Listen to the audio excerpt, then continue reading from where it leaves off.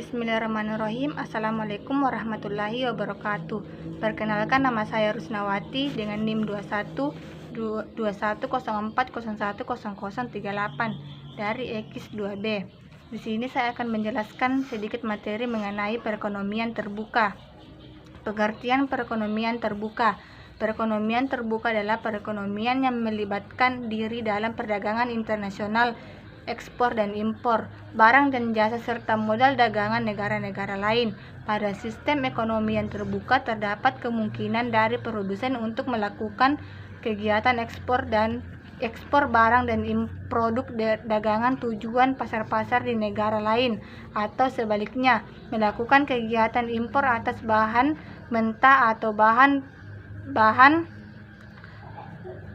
penolong serta mesin atau barang jadi dari luar negeri. Selanjutnya, mekanisme perekonomian terbuka dari diagram circular flow terdiri dari 4 komponen, yaitu yang pertama rumah tangga, yang kedua perusahaan, yang ketiga pemerintah, dan yang keempat adalah negara-negara lain. Kemudian selanjutnya sirkulasi aliran pendapatan perekonomian terbuka. Dalam perekonomian yang melakukan perdagangan luar negeri, aliran pendapatan dan pengeluaran dapat dijelaskan sebagai berikut, bahwa aliran-aliran yang berlaku dalam perekonomian terbuka adalah beda dengan perekonomian tiga sektor sebagai akibat dari wujudnya kegiatan ekspor dan impor. Ekspor diartikan sebagai pengiriman dan penjualan barang-barang buatan dalam negeri ke luar negara-negara lain.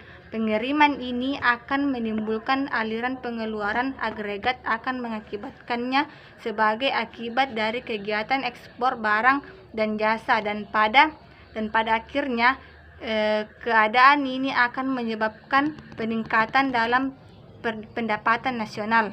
Sedangkan impor merupakan pembelian dari pemasukan barang dari luar negeri atau ke dalam suatu perekonomian.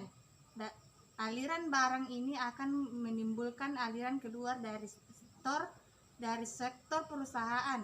Sebagaimana dari penjelasan sebelumnya bahwa ekspor dan impor mempengaruhi kegiatan dalam suatu perekonomian dan sirkulasi pendapatan yang berlaku. Penggunaan faktor-faktor produksi dan oleh sektor perusahaan akan mewujudkan aliran pendapatan ke sektor rumah tangga.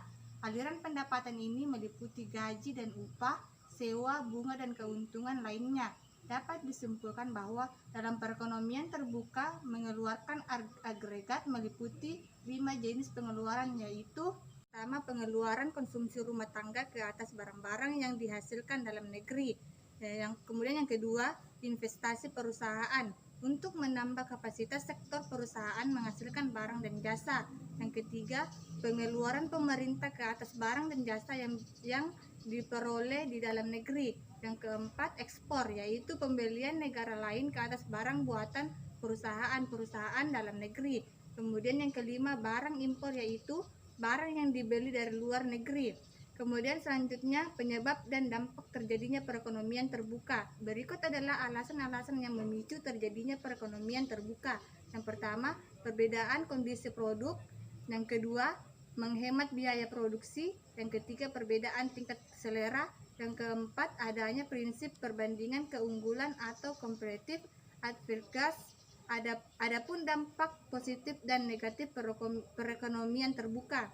Yang pertama, dampak positif ekspor dan impor.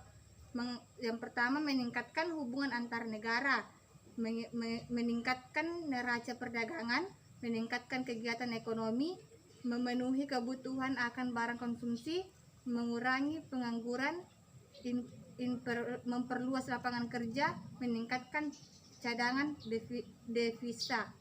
Kemudian yang kedua, dampak negatif ekspor dan impor. Yang pertama, terjadinya tingkat persaingan yang tinggi di dalam perdagangan, baik berupa harga, mutu, dan kualitas barang. Yang kedua, menimbulkan kelangkaan barang di dalam negeri. Yang ketiga, konsumerisme. Yang keempat, menyebabkan eksploitasi besar-besaran sumber daya alam.